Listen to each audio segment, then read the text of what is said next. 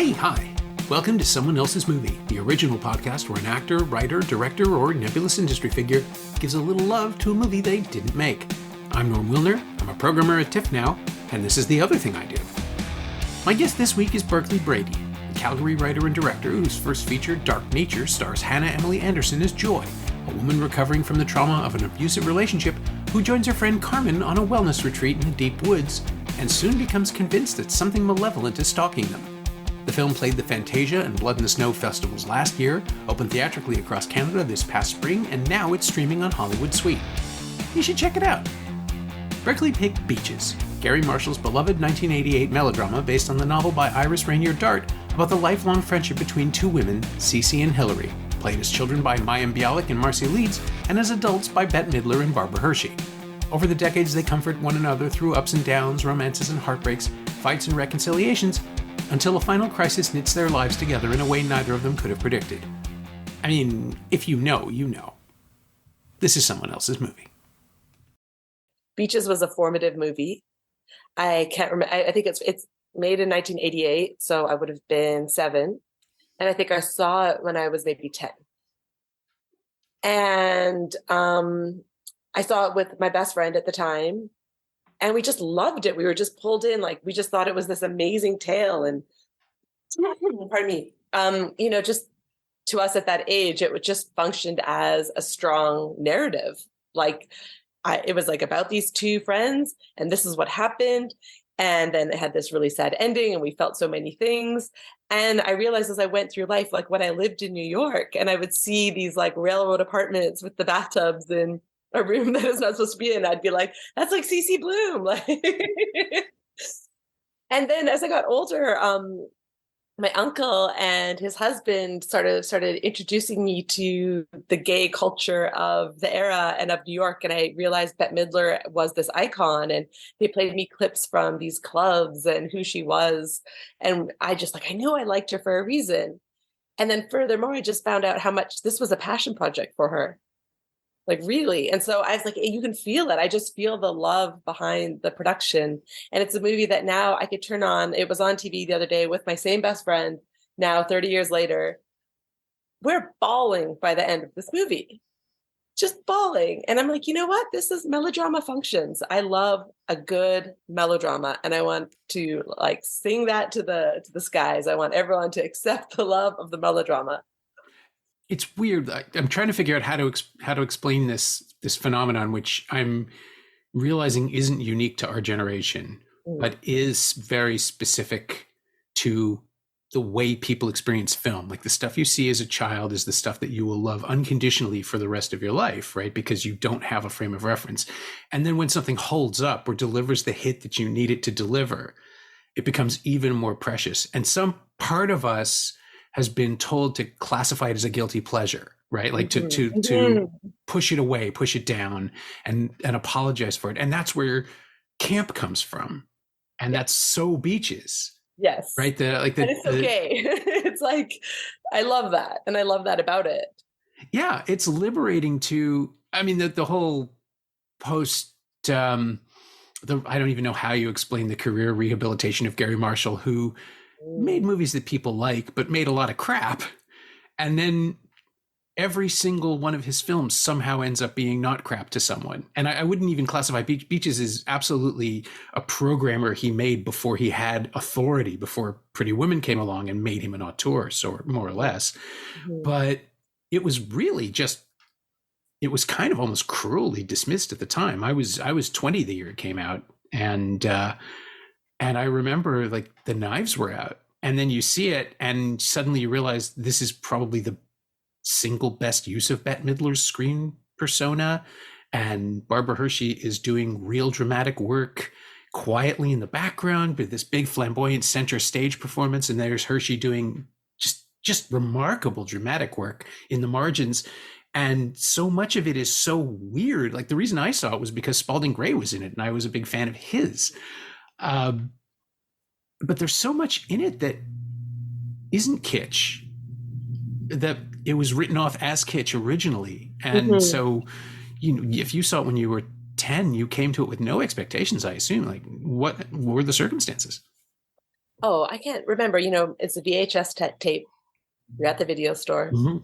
What is this? Two ladies. One has big red hair. Let's check this out. Pop it in, push it in. It starts. You know what? To be honest, I think I actually recorded it off TV. So I think if I dig deep, I can find that tape, and it has the commercials from '88. That you'd have to fast forward. But yeah, so why do you think, not that 20 is that much older, but it's you were just beginning adulthood. Do you have ideas now looking back as to why you think it was so maligned? And I wonder if maybe part of it was just the fact that Midler had this deal with Touchstone Pictures or Hollywood Pictures, one of the Disney arms that was making quote unquote grown up movies. And she made a string of these films. And it was like the last gasp of the studio system where they were just plugging Bette Midler into things like Big Business and Ruthless People.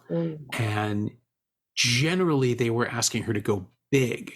And Beaches is the one where she goes big, but so does the film. And so she doesn't stand out as much as become the aesthetic. And I mean, this thing has musical numbers that are diegetic. This thing's like the Titsling Brazier song, which is so weirdly catchy and so Garry Marshall. Like I'm not Titsling inventor and stuff. I know the reason too that I was thinking Titsling as you were just never saying Titsling. Yeah.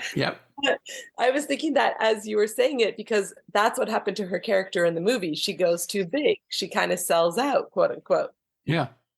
And as you're saying it, I'm like, is it a Gen X sort of, rebuke of going big and selling out? But when I look at this all too, I'm like, it is also just like the story of two female friends. And it's earnest. Mm-hmm. And is that allowed? Like, how often do we just see that emotion? And I think that's why looking at this film, for me, why I think it's actually such a great film and why I love it is it allows a portrait of this friendship that allows the ups and the downs. Yeah. And now it would be a series, right? Now it would be a 10 episode limited series. I'm sure someone will adapt it as soon as they figure out who to cast. Yeah. Who could they cast? Oh, now I want to see Jessica Chastain and Viola Davis, but that's just. I mean, that'd be amazing, but you need, yeah. Oh, okay. I just did some trivia on it before our podcast. And I also learned Barbara Hershey got collagen injections in her lips to play the university aged version of herself, which in '88, I don't know if that was safe. Yeah. Were people doing that? I guess they were. People were not doing that. But she did it. Huh. It does explain why her face looks so different. I just assumed it was prosthetics, but then again, collagen, ugh. I mean, hopefully we're past the point where people can mutilate themselves even in temporary circumstances for a role, but yeah, that was 1988 for you. She took a leap. Yes, she did. But she's giving such a real oh man, she didn't need to. I keep getting stuck on that weird impulse to dismiss Garry Marshall as someone who didn't really care about the movies he was making for more than the length of time it took to shoot the scenes. Because his later stuff, he was, like he's this inveterate entertainer, and then he reinvents himself as an actor, kind of as a kitsch factor actor in the 90s and the 2000s. But there was a window of time where Young Doctors in Love is like 1983. This is 5 years after this very silly, very kitschy soap opera picture he made. And I think there's some other stuff in the middle that no one remembers. And then he just takes this big, bold swing because he doesn't pander. The comedy is broad, but the drama is big. Yes. And he's giving people what they want. Like this is it to us. He is. And I think he did care. Anyone who said he didn't care about that movie, that is, you cannot make that movie and not put your heart into it. There is heart in every scene of that movie on every level. And anyone who thinks differently, like, come talk to me, because I know that I can see it. I can feel it. And I love that that's what cinema does. It is feeling. It's emotion that we feel. Like, you can't fake that. There's no way. I'm even thinking now too of Pretty Woman and how much I love his direction in Pretty Woman. Like, that movie, I know it has problems, but we're still watching it. You can put that movie on and someone who's 15 or 16 wherever young you will allow a person to watch that movie. And someone who's 50 or 60 will watch it and understand what it's about. Understand it's a fantasy, it's not real, but yet it is real. And it's about something, it's about our hopes. And it's just a lot, like there's something in this form of movie and this sort of classical directing that I really aspire to and I respect so much. It was funny because so I went to film school at Columbia for my MFA, which was an incredible experience. And they call it a program for a reason, because you are being programmed like a cult, like a true cult, but a cult that I did choose of my free volition. And there was an adjunct professor and for a screenwriting class. And I have a dream to make a movie that takes place in a certain sport area and to pair that with beaches. And so I said, like, I want to make a movie like with this, but beaches. And she was like, no, but you mean like, you want to make a good movie, don't you? Like, you don't like beaches. Like, it was just like poo, poo, poo, poo. And I think it is a good movie. It's technically very good as well. And again, that's the central conflict, right? I say this about at least 2 movies every year. People will see the pitch and dismiss it out of hand. But if you actually watch it, and we're hearing this all the time now, nobody sets out to make a bad movie. Nobody would make the commercial, like nobody would make the version of Beaches that people think of when they see the poster. Because they immediately devalue female friendship, and they immediately think because it's a Bette Midler picture, they know what they're going to get. And they do, which is the most fascinating thing about it, is that it Trojan horses an actual drama in under the banner of this, Mayim Bialik being larger than life, even as the young Cece. There's so much pep and zing and energy and all the things that people run screaming from. And then it just refuses to condescend. Like it won't let you write it off because it grows into this bigger, richer story. And it's the thing that other Midler movies miss. Like The Rose is so campy, even though it doesn't mean to be, or some part of it doesn't want to be. And then on the other hand, the other side of it, you get For the Boys, which is this weird USO tour vehicle that was already designed to appeal to people who were not going to movie theaters even then. Like the subject matter was just at war with the concept. It was just like, hey, we have James Caan and Bette Midler. They're kind of old now. Let's do that. And Beaches is just right in the middle of it. And I glanced at Gary Marshall's filmography, and he made this after Overboard, which is this big, broad, weird, extremely problematic movie, as the kids say. And then he made this, and he respects everybody in it, which is, I think, the thing that no one was expecting, myself included, is that it takes this stuff seriously when it needs to. Like the relationship is loose and fun, and now that I'm older and I've had lifelong friendships, I understand it's dead on. It's completely accurate. Yeah. This is how people who know each other so well relate to each other. There's not a lot of there's not a lot of declarative dialogue, exposition. There's none of that. I've known you this long. It's just they get each other, and maybe it's all on the cutting room floor, or maybe the leads are just sharp enough that they know how to undersell everything. But it's so well attenuated. I was really surprised coming back to it to see just how mature it is. It is. And I think when you think of how hard it is to tell a story that spans that amount of time, from when they're, 8 or 10 years old until they're in their 40s, that's really hard to do. We see so many biopics where you can just feel like, here we go again, skipping through the decades and hitting those marks. And it just they don't feel alive. Whereas this feels like each part of their life and each era that we see them in is completely vital and completely makes sense. And it is such a role. Like I always think of films as roller coasters, the experience of being on a roller coaster, like you're going up, up, up, up, up. Oh, I'm plunging down. Oh, but this is fun. Oh no, there's something scary. I'm going in a loop. I'm going upside down. Like you want that nice modulation of ups and downs. Same with orchestras, music. There's rises and falls. And this movie is the timing of the rises and falls. It's so satisfying. It's so human. And I think it's also a love story. Maybe that's where Gary Marshall, because Pretty Woman is a love story too. Maybe love stories are his sweet spot. And I love the love story of a friendship, man or woman or gender, like whatever, non-binary, any person who has a friend that they just love.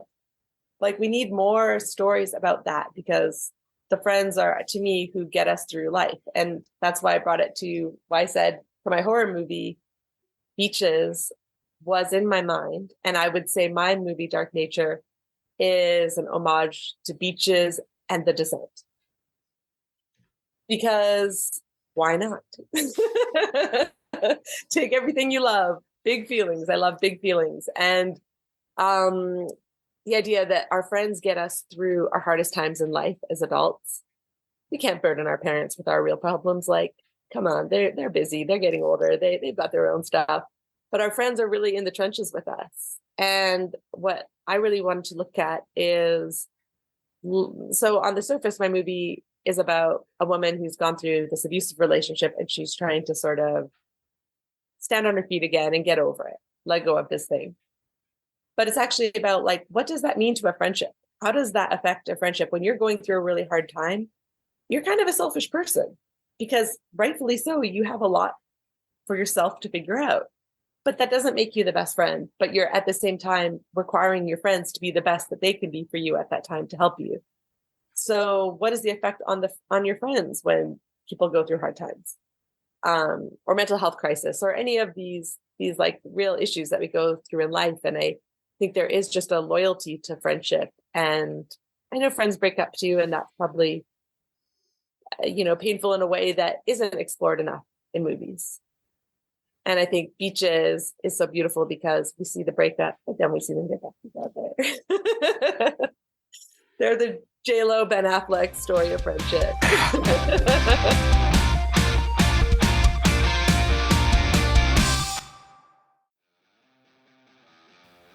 Hey, it's Norm, interrupting my own show to bring you up to speed on Shiny Things, my newsletter about physical media, culture, and the odd streaming project. This week, I'm making up for lost time, looking at Matt Johnson's Blackberry and Louis Leterrier's Fast X, and catching up to Criterion's new releases of Akira Kurosawa's Dreams and Cheryl Dunier's The Watermelon Woman. Sign up for a 14-day free trial at shiny-things.ghost.io or find a link at the Simcast Twitter account. You like reading about movies? I like writing about them. Come check it out.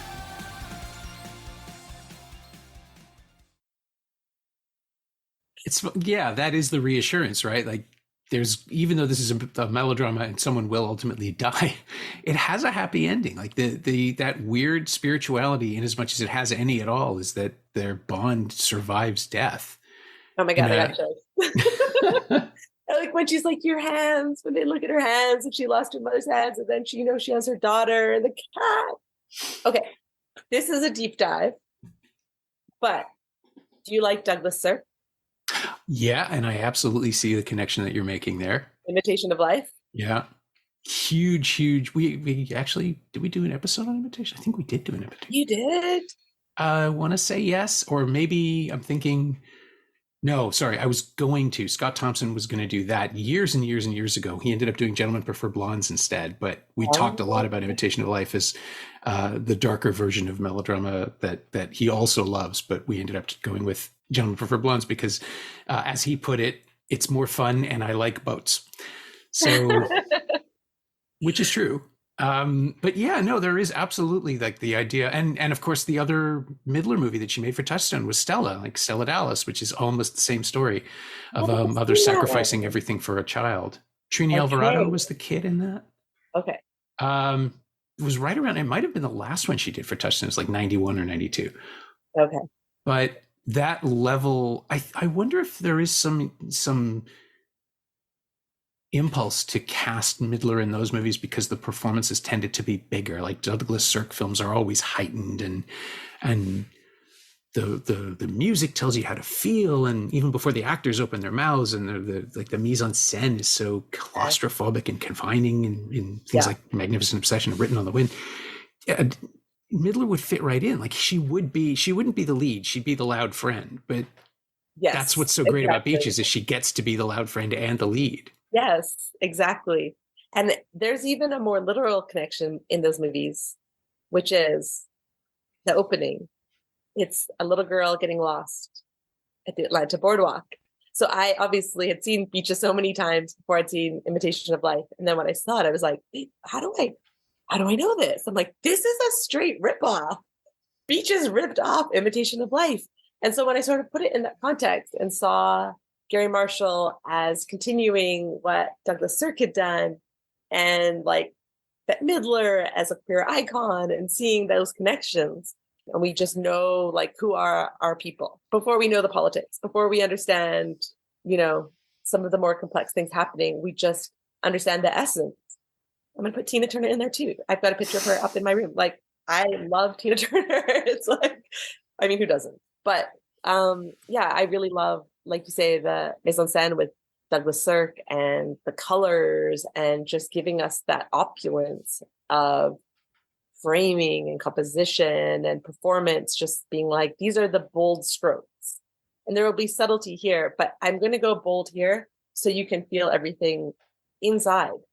It just feels so respectful to the audience. And I think that's like horror, why I love horror. It's just like, you're coming here to like get rid of fear. Let me like give you fear so you can get it out of your body. It's just a very embodied sort of way of art making, which I really aspire to. Yeah, I mean, they're both purgative, right? Like even melodrama is encouraging you to get rid of all the sad that you brought in with you that you didn't even know you were carrying. Yeah, exactly. To shine a light on just those emotions. And I remember I had a friend, German friend, really smart guy, Stefan. He was doing a paper sort of about how the only publicly acceptable, or the only place that it's publicly acceptable to cry for men is in the theater at a buddy film. So that's why war movies with a buddy, I think that's like the man version of Beaches. It's like the war movie where you're with your buddy and he's dying. And that's the only place too where men, it's like culturally acceptable that they're allowed to cry. Yeah. I mean, there's a bit about that in Sleepless in Seattle, right? Where Tom Hanks pretends to break down talking about the Dirty Dozen. Right. But the bit is that, it's one of those little Nora Ephron asides that she sticks into the feature about how we can release that sort of thing. And, Nora Ephron and Garry Marshall were basically making the same movie at that point in time too. Yeah. Something there. True. There's something there. Someone, film scholar, come on, tell us what it is. We're waiting. Oh, no, I think that's it. I think you hit it. Stefan nailed it. That is, I remember going to see Field of Dreams in '89 with two very, very close friends, and all three of us sitting in the front row of the Varsity Theater just saying, that was really good. Exactly. It's like how you can have a hard conversation when you're driving with someone because you're both just looking forward. Pointing forward. Yep. Yeah. And so you're pointing forward. You're in the dark. There's music. I saw you had Anthony Shim on. And Rice Boy Sleeps was also a movie where I saw it at TIFF. It's part of the writer's studio. Oh, right. Yeah, they screened it for us. And it was really nice to be in a dark theater with this cohort that I had, which I trusted so much. It was such a just incredible group of people that I felt so comfortable with. But even with them, I was like, oh my God. Like I was dreaming. I was like, wait, I don't have to hide it here. And I looked over and I see like, this person's dabbing their eyes. And it's like, no, we could just cry here. Like we need to cry. I think crying is so, so important. And I think everything about our culture now tells us to be stoic, hold it in. And I think there's a lot of things about actual stoicism that I think are great. And yes, we should aspire to, but there also has to be that space for crying, screaming, laughing. And I think movies allow us to do that and to do that together. God, it's one of the greatest feelings in the world to look to your left and right and realize everybody is, because the thing I love the most about cinema is that you can be in a room with 500 people and everyone is having a slightly specific experience. We're all in the same dream state. We're all watching the same thing and hearing the same thing, and yet we're all processing it slightly differently. But when you hit that moment where everyone is feeling it, like a wave of emotion rolling through the theater, there's nothing, even, like comedy, drama, a truly terrifying. I've seen Alien in the theater twice now with audiences, or just something like Jaws, where sometimes people try to approach it ironically and it just doesn't care and beats them into submission. Yeah. Just the greatest. And the Descent too, actually, since you mentioned it, plays the same way. When that first moment happens, when the big reveal an hour in, yeah, I've heard a chorus of voices all screaming, "Oh fuck!" all in different tenors. Yes. No, it is such an incredible thing. And I love like that there can be, both of those things can be existing at once. It's like, we are the quantum computing. We are, yeah, we are two places in once. And it is so neat that films could be made now. I guess Beaches, what is that? 88. 35 years, don't think about it. That it still can just like play us like an instrument. I love that. And same with Jaws. Like I love that. And Alien too. Actually just was mentoring under Paul Jennings. He's a second unit director and former stuntman who did a lot of the stunts for I think Alien 3. You know when Sigourney Weaver like goes like this and she falls back to sacrifice? Yeah. That's him. Yeah, he did that stunt. Oh, you have to shave his head and everything. Yeah. Poor guy. Yeah, I think he was okay with it. And God, he said he she must was have really stories. cool, right? He said she was really cool and really happy that a guy was like her body double doing that. She's like, that's awesome. Like I've got the muscles to like pull that off. God, there must be stories from that shoot. Did he talk about it? I mean, that was the only one from that shoot. He told me a lot of stories of many shoots he's done. Indiana Jones, Batman, everything. He's a literal legend. And he's just working with him and mentoring under him. I realized why. It's because he's just an awesome person. There's actually, if you are interested, anyone out there, there's a BBC documentary about him. Paul Jennings, stuntman, BBC. It's on YouTube. You could look at the BBC followed him for 6 years because he wrote them a letter and was like, hey, I'm becoming a stuntman. I think someone should document what I'm doing. And from that and who he is and who he showed himself to be on that documentary, he started getting all the work and became this like legend that he is today. Oh, wow. Yeah, because in England, it's really hard to get a stunt card. You have to pass many, many tests, as you'll see in the documentary, if you choose to see it. Parasailing, hang gliding, horsemanship, fencing, dance, acting, scuba, fighting. You have to get a certain level of proficiency in each of these things to qualify for your stunt card. So that was really cool to see too. Like I love the more I'm in this industry, learning about what it is each department does. And it's really easy to sort of gloss over things, but the true craftspeople of each like wardrobe, makeup, these artists are just incredible artists. And I love learning about it. Yeah, it's like I know a few people on that side of things, and it is like the X-Men. They all have these incredible talents and really, really specific abilities that I'm in awe of and could never attempt myself. And it's for the best, like let them do it, because I'll just sit here and enjoy the fruits of the work. But it is incredible, like the craft that goes into just even building a fake wall in a studio. It's amazing what can be done and what is done on a daily basis, and that people just dismiss as, oh, that's just digital. It's like, no, people still build foam corp. That's all still happening. Yeah. I mean, I'm assuming your film is mostly practical because of. Yeah. And we wanted to as well. It wasn't, obviously we're working on an indie budget, but it was also an interest for my producer and myself. And we just prefer practical. And so, there's several scenes in my film that happen in a cave.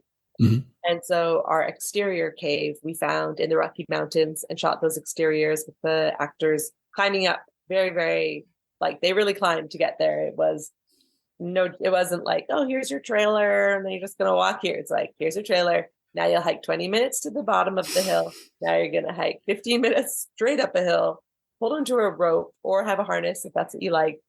Go through, get to this cave. And then we were able to take that exterior cave and match the rock texture and the colors to the interior, which is all done in the studio. And Myron Hyrak, who was the head of our art department, he's just so incredible. And I was like, how are you going to do this in a building? Are you going to make it look like a cave of the Rocky Mountains?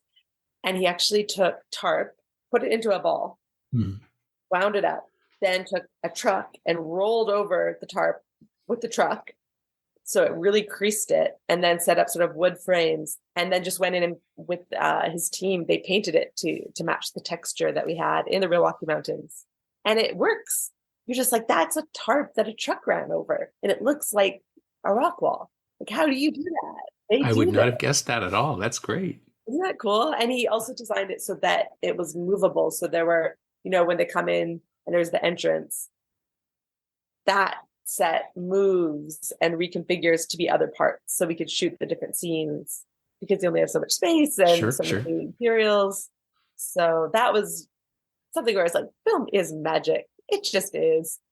Yeah, it's incredible the stuff that can be done now and is still being done. I've been trying to figure out, because the way I usually wrap these episodes up is by asking, what you.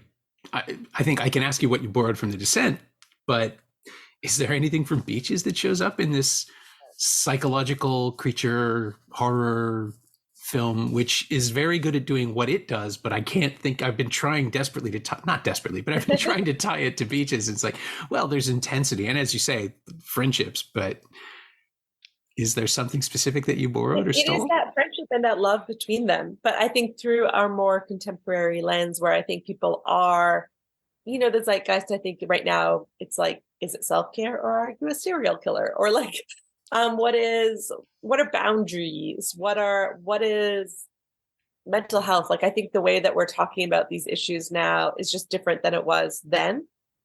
And for me, the Beaches is like the scene where my characters are going through this really intense experience and they're kind of breaking up. They're like, let's tell some truths and let's be real. Like maybe this friendship is too much. Like, I don't know if I can do this.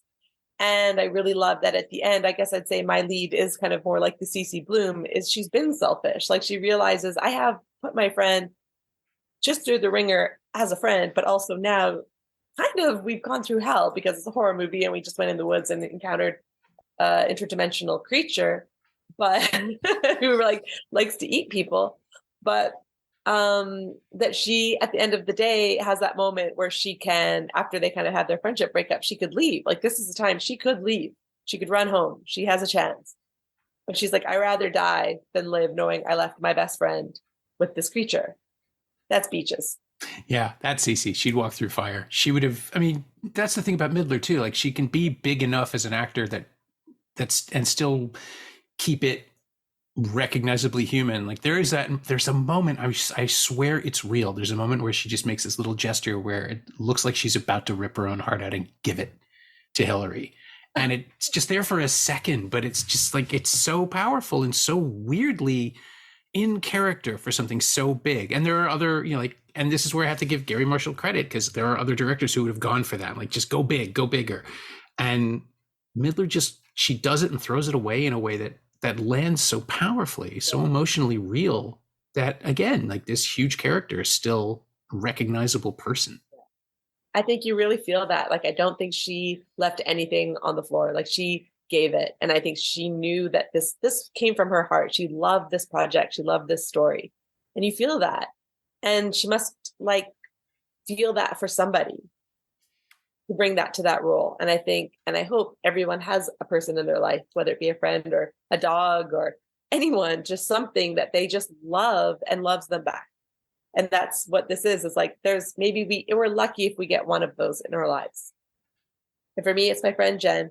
Like she's my best friend since I was 10, who I'll be watching Beaches with hope. And I don't know if one of us dies and the other watches Beaches, it's not going to be okay. Or it will be the best thing because they'll feel like the other is like there will be some spiritual experience that happens in that room at that moment. Like a candle will blow out or it will turn on. God, yeah, like that's a seance thing to have Beaches as your object, as your seance object. Beaches is my seance. I'm going to make a Beaches Ouija board. Yeah.